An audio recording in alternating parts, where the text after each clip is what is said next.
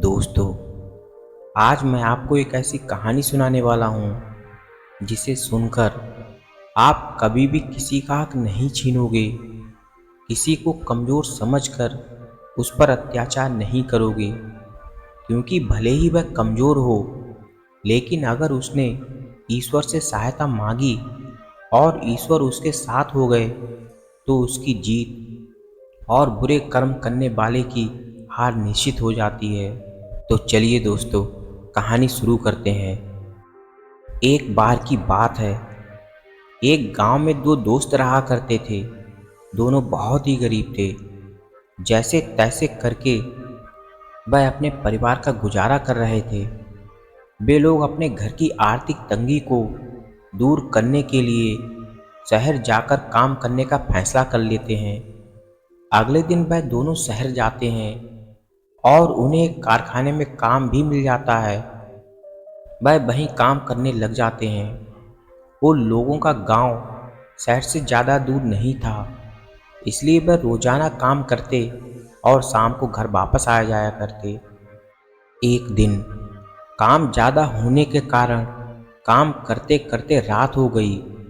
वह लोग जल्दी जल्दी काम ख़त्म करके घर जाने लगते हैं। दूसरे दोस्त को घर जल्दी पहुंचने के लिए एक छोटा रास्ता मालूम था।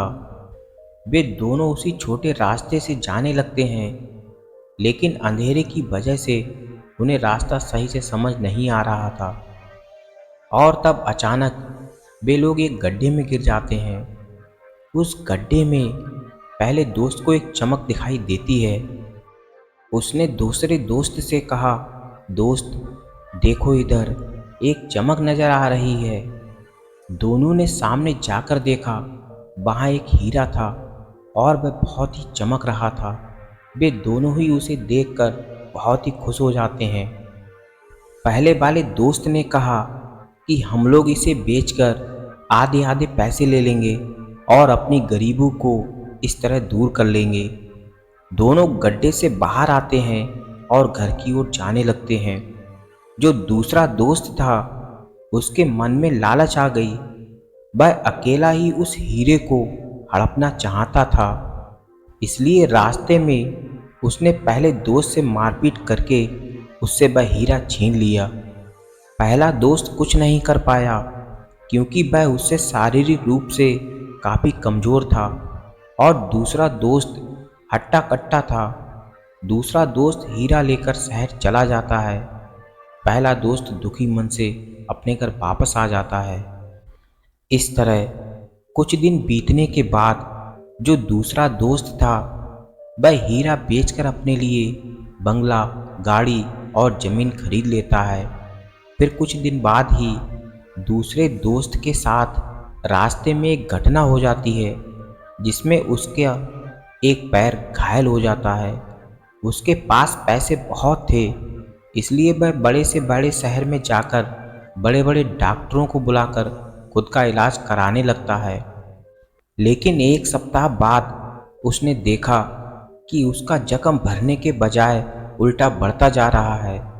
डॉक्टरों ने बहुत महंगी महंगी दवाइयाँ दी, लेकिन उसका जख्म और बढ़ गया।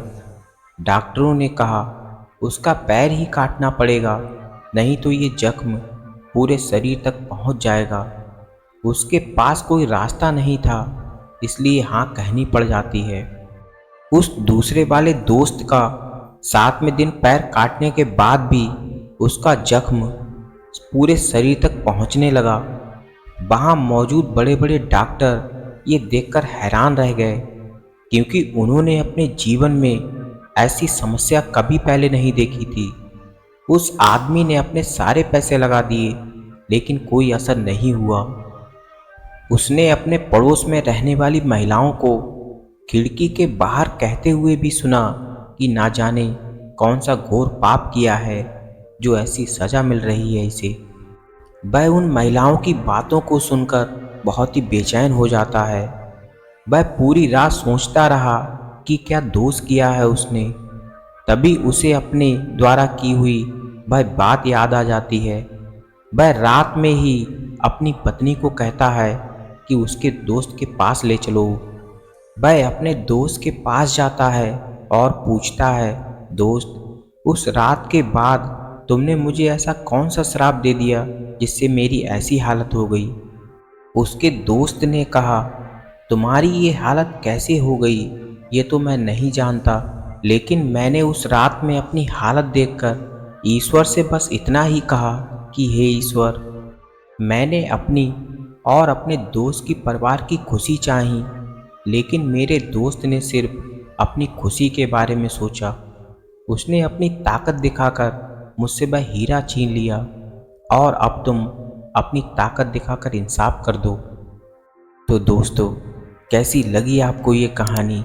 यदि कहानी पसंद आई है तो वीडियो को लाइक और हमारे चैनल को सब्सक्राइब जरूर कर लें। मिलते हैं ऐसी ही ज्ञानवर्धक कहानी में। तब तक के लिए अपना और अपनों का ख्याल रखें। धन्यवाद।